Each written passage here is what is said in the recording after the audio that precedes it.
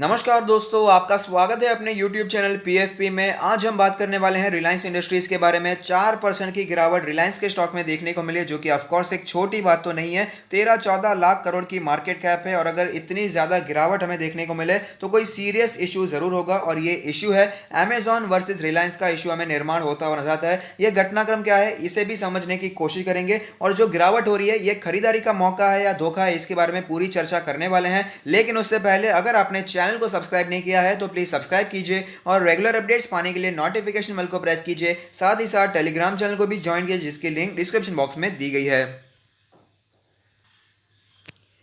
Reliance industries के stock में जो गिरावट देखने को मिल रही है उसका रीजन है कि फ्यूचर ग्रुप के साथ जो फिलहाल रिलायंस इंडस्ट्रीज ने डील की थी 24,713 करोड़ की, उससे होल्ड पर रखने की बात की जा रही है और ये होल्ड पर रखा रहे हैं Amazon.com। इसका घटनाक्रम समझने की कोशिश करते हैं। एक साल पहले Amazon ने फ्यूचर कूपन्स, जो कि फ्यूचर ग्रुप की एक अनलिस्टेड कंपनी है, उसमें स्टेक खरीदा था। तो इस डील के चलते Amazon का कहना है कि अगर आप कोई भी स्टेक सेल करते हैं तो हमें पूछना जरूरी है, और साथ ही साथ अगर आप स्टेक सेल करना चाहते हैं तो हमें पूछिए, हम यहां पर इंटरेस्टेड हैं, हमें सबसे पहला हक है यहां पर आपके स्टेक सेल में। तो आप दूसरे को कैसे पूछ सकते हैं, रिलायंस इंडस्ट्री को डायरेक्टली आप कैसे यहां पर स्टेक सेल कर सकते हैं। तो उसके चलते यहां पर हमें ये पूरा इश्यू होता हुआ नजर आ रहा है और Amazon.com ने सिंगापुर बेस्ड सिंगल जज आर्बिट्रेशन पैनल के सामने ये डील को होल्ड पर रखवा लिया है और इंटरिम ऑर्डर को जीत लिया है, और इसी के कारण फिलहाल हमें स्टॉक में गिरावट देखने को मिल रही है। तो इस पर रिलायंस का क्या रिएक्शन है, ये भी काफी इंपॉर्टेंट है। रिलायंस रिटेल का कहना है कि जो डील हम कर रहे हैं वो फुल्ली एनफोर्सेबल है अंडर द इंडियन लॉ। हम कोई भी कानून तोड़ने की कोशिश नहीं करें, कानून के साथ ही हम चल रहे हैं,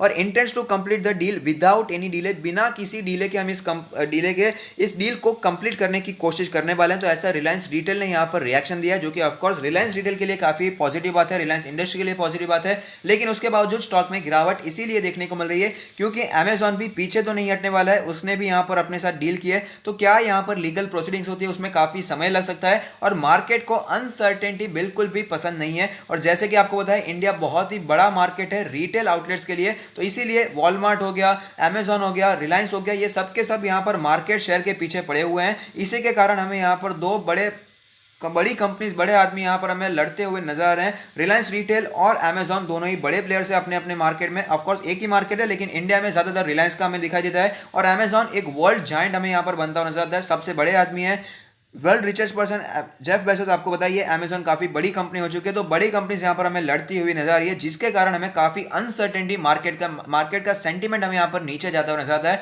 और शेयर हमें 4% नीचे लुढ़कता हुआ नजर आ रहा है, जिसके कारण निफ्टी में हमें 1% नीचे आता हुआ नजर आया है। तो आप देख सकते हैं रिलायंस इंडस्ट्रीज का लास्ट ट्रेड प्राइस है 2029 रुपीज़, जो कि ऑलमोस्ट 4% हमें नीचे दिखाई दिया है। 4% नीचे इसीलिए दिखाई दिया है क्योंकि अनसर्टेन सिचुएशन बहुत ही दिखाई देती है। मार्केट को यहाँ पर हड़बड़ी पसंद नहीं है, मार्केट को अनसर्टेनिटी पसंद नहीं है, मार्केट को सरप्राइज पसंद नहीं है। इसी के कारण करेक्शन यहाँ पर देखने को मिल रहा है। मार्केट कैप 13 लाख करोड़ से भी ज्यादा की दिखाई देती है। डिविडेंड यील्ड के बारे में बात करें तो 0.32% की डिविडेंड यील्ड है। Face value 10 rupees per equity share हमें दिखाई दे रहा है। इंडस्ट्री का पी रेशियो हम कंपेयर ही नहीं कर सकते क्योंकि इतना ज्यादा डाइवर्सिफाइड बिजनेस है रिलायंस इंडस्ट्री का। ऑयल में कामकाज है, पेट्रोकेमिकल में कामकाज है, गैस में कामकाज करती है, रिटेल में कामकाज करती है, जियो का कामकाज है, तो बहुत ही ज्यादा फैला हुआ कामकाज दिखा देता है। तो यहाँ पर इंडस्ट्री के पी के साथ कंपेयर करना मुझे सही नहीं लगता है। तो इसका स्टैंड अलोन पी रेशियो 41.36 है और कॉन्सोलिडेटेड 30.78 है। प्राइस टू बुक रेशियो की बात करें तो स्टैंड अलोन पे 2.99 है और कॉन्सोलिडेटेड की बात करें तो 2.76 हमें दिखाई देता है। आज के कारोबार की बात करें तो आज जो डिलीवरी परसेंटेज दिखाई दे रहा है 36.72% की डिलीवरी दिखाई दे रही है, जो बताते हैं कि इन्वेस्टर्स यहां पर फिर भी कॉन्फिडेंट दिखाई दे रहे हैं। जितनी भी अनसर्टेन सिचुएशन हो, लेकिन फिर भी लोग यहां पर माल घर पर ले जाने की पूरी कोशिश करते हुए नजर आते हैं। तो अब चलते हैं चार्ट्स पर, वहां पर कैसी सिचुएशन बनी हुई है उसके बारे में भी बात कर लेते हैं। तो आप देख सकते हैं मार्केट में जब भारी गिरावट देखने को मिली थी तब 900 के आसपास स्टॉक ने सपोर्ट लिया और उसके बाद भारी तेजी देखने को मिली। 2350 के आसपास स्टॉक ने अपना ऑल टाइम हाई बनाया था और फिलहाल स्टॉक में हमें वीकनेस देखने को मिल रही है। फिलहाल कंडीशन की बात करें, करंट सिचुएशन के बारे में, तो आप देख पाएंगे 20 डेज का ईएमए इसके लिए बहुत ही स्ट्रॉन्ग सपोर्ट की तरह पिछले कुछ दिनों से, पिछले कुछ महीनों से हमें दिखाई दे रहा था, लेकिन ये सपोर्ट तो टूट चुका है और 50 डेज का मूविंग एवरेज भी टूटता हुआ नजर आ चुका है। और फिलहाल स्टॉक ने अभी 100 डेज के मूविंग एवरेज पर सपोर्ट लिया है। उसी के आसपास आज का लो बना था और थोड़ा सा हमें ऊपर ही क्लोजिंग यहाँ पर देखने को मिल रही है। इंडिकेटर्स के बारे में बात करें तो मनी फ्लो इंडेक्स का नंबर कैलकुलेट होकर आता है 38.51। आप देख पाएंगे काफी वीकनेस मनी फ्लो इंडेक्स के नंबर में हमें ओवर द टाइम देखने को मिली है। अगर ये 30 के भी नीचे चला जाता है तो हमें ओवरसोल्ड सिचुएशन भी देखने को मिल सकती है। आरएसआई के नंबर के बारे में बात करें तो आप देख पाएंगे आरएसआई का नंबर काफी वीक हो चुका है 29.57। ऑलरेडी ओवरसोल्ड कैटेगरी में आरएसआई एंटर कर चुका है। अगर बात करें इसके एमएससीडी के सिचुएशन के बारे में तो एमएससीडी में जो सिचुएशन हमें देखने को मिल रही है, अब देख पाएंगे काफी समय से बियरिश क्रॉसओवर चलता हुआ नजर आ रहा है। बॉलिंजर बैंड के बारे में बात करें तो आप देख पाएंगे बॉलिंजर बैंड के लोअर बैंड को तोड़कर भी काफी नीचे क्लोजिंग देखने को मिली है। लोअर बैंड का लेवल है 2073 के आसपास का लेवल, मीडियन है 2198 के आसपास का लेवल, अपर बैंड है 2323 के आसपास का लेवल। पिवट पॉइंट्स के बारे में भी बात कर लेते हैं। पिवट लेवल कैलकुलेट होकर आता है 2215 का लेवल। रेजिस्टेंस के बारे में बात करने की फिलहाल मुझे जरूरत दिखाई नहीं दे रही है। पिवट सपोर्ट्स के बारे में बात करें तो 2062 का पिवट सपोर्ट दिखाई दे रहा है, जो कि आज हमें टूटता हुआ नजर आता है। तो देखते हैं कल क्या होता है। अगर हमें यहाँ पर वापस स्टॉक ऊपर जाता नजर आता है तो अच्छी बात है, वरना यहां पर और भी वीकनेस हमें देखने को मिल सकती है। दूसरा पिवट सपोर्ट बनकर आता है 1890 के आसपास का लेवल। अब मैं आपको एक ऑल टाइम चार्ट भी दिखाना चाहूंगा जहां पर एक कैंडल 1 मंथ को रिप्रेजेंट करेगी, जिससे हमें पता चलेगा स्टॉक में कैसी मूवमेंट बनी हुई है। तो आप देख पाएंगे धमाकेदार स्टॉक रहा है, मल्टी बैगर रिटर्न स्टॉक ने बना कर दिए हैं यहां पर। लेकिन बात करें पिछले कुछ सालों के बारे में, 2010 से लेकर 2016 के बारे में बात करें तो ज्यादा अच्छे रिटर्न्स यहां पर देखने को नहीं मिले थे, ज्यादा मूवमेंट स्टॉक में देखने को नहीं मिली थी। लेकिन जब जियो का आगमन हुआ, जब ये टेलीकॉम सेक्टर में एंटर कर चुका था, उसके बाद ही यहां पर रियल तेजी हमें देखने को मिल रही है। और जब मार्केट क्रैश आया उसके बाद भी जो तेजी देखने को मिल रही है, 2000 के ऊपर रिलायंस ट्रेड कर रहा है, उसके पीछे भी ऑयल का हाथ नहीं है, पेट्रोकेमिकल का हाथ नहीं है, इसके पीछे भी जो हाथ है जियो का हाथ है, रिलायंस रिटेल का हाथ है। और इसीलिए फिलहाल बहुत ही स्टॉक प्रेशर में दिखाई दे रहा है, क्योंकि एमर्जिंग सेक्टर यानी कि रिलायंस रिटेल का जो सेक्टर है वहां पर प्रेशर बनता हुआ नजर आ रहा है, उसकी डील पर यहां पर सवाल उठता हुआ नजर आता है। ऑफकोर्स यहां पर प्रॉफिट बुकिंग हमें देखने को मिलेगा, करेक्शन तो हमें देखने को मिलने ही वाला था।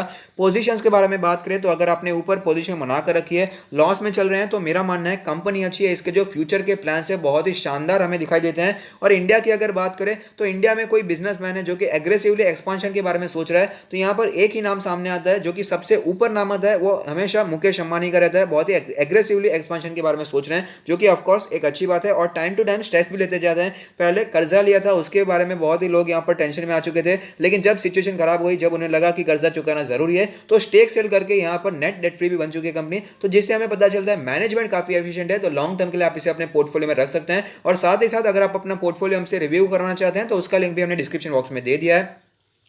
अगर आपने नीचे पोजीशन बनाकर रखी है, प्रॉफिट में चल रहे हैं, लॉन्ग टर्म के लिए लिया है, तो ऑफकोर्स कंटिन्यू होल्डिंग कीजिए। लेकिन अगर आपने शॉर्ट टर्म के लिए लिया है तो यहां पर मेरा मानना है कि जो ये 100 डेज का मूविंग एवरेज है वो इंपॉर्टेंट सपोर्ट है। अगर ये लेवल टूट जाता है तो और भी गिरावट देखने को मिल सकती है, तो इसके चलते आप यहां पर प्रॉफिट बुकिंग के बारे में भी सोच सकते हैं। फ्रेश बाइंग के बारे में बात करें तो ये काफी इंपॉर्टेंट रहेगा, क्योंकि जो अमेजॉन वर्सेज रिलायंस है, ऐसा नहीं है कि रिलायंस ही सिर्फ मजबूत है, अमेजॉन यहाँ पर कोई छोटी मोटी कंपनी है वो इससे लड़ने की कोशिश कर रही है, ऐसा बिल्कुल भी नहीं है। दोनों कंपनीज बहुत ही बड़ी कंपनीज है, पावरफुल कंपनीज है, इसलिए काफी इंपॉर्टेंट मैटर रहने वाला है। और ऐसा भी नहीं है कि अमेजॉन किसी भी बेसलेस इंफॉर्मेशन पे, बेसलेस प्रोसीडिंग्स पे यहां पर हमें आगे बढ़ता हुआ नजर आता है। उन्होंने भी डील की है तो कोई ना कोई यहां पर क्लॉज भी रहेगा, तो इसके चलते हमें सिचुएशन थोड़ी सी लंबी जाती हुई नजर आ सकती है। और यहां पर ऐसा मानना है कि जो प्रोसीडिंग हुई है और यहां पर हमें होल्ड पर जाता हुआ नजर आता है, ये जो डील है उसे होल्ड पर रखा गया है, मिनिमम 90 डेज के लिए ये होल्ड पर रह सकती है, ऐसी यहां पर बातें आती हुई नजर आती है। आगे क्या होगा ये तो आगे ही पता चलने वाला है, लेकिन मार्केट को अनसर्टेनिटी पसंद नहीं है, ये तो हमें पता चल गया, और इसीलिए मार्केट में गिरावट भी यहां पर देखने को मिली है।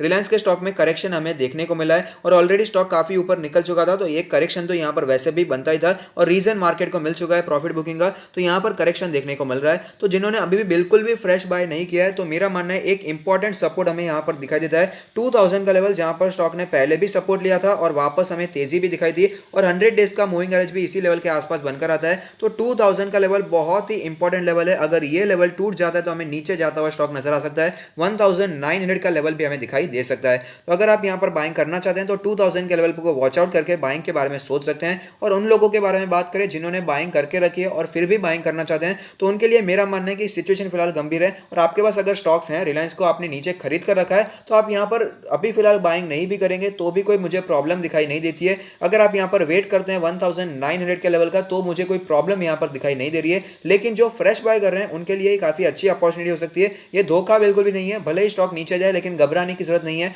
कंपनी काफी अच्छी है, लॉन्ग टर्म में आपको अच्छा मुनाफा यहां पर देखने को मिल सकता है। मेरा मानना है जितना भी फॉल होता है ये हमेशा एक बाय एंड डिप्स वाला स्टॉक रहने वाला है। इसे लॉन्ग टर्म के लिए अपने पोर्टफोलियो में एक्यूमुलेट करना चाहिए। काफ़ी शानदार रिटर्न्स हमें यहाँ पर देखने को मिल सकते हैं। तो यहाँ पर 2000 का लेवल काफ़ी इंपॉर्टेंट लेवल है। इसी लेवल को प्ले करने की हमें कोशिश करनी है। ये लेवल अगर टूटता है तो और भी नीचे जब हमें स्टॉक जाता हुआ नजर आ सकता है। तो इसी को देखकर अपने पोजिशन के बारे में हमें सोचना चाहिए। तो अगर आपको ये वीडियो पसंद आता है तो लाइक कीजिए, शेयर कीजिए, कमेंट कीजिए, सब्सक्राइब कीजिए और मुझे मोटिवेट कीजिए। Thank you. Stay happy, happy investing.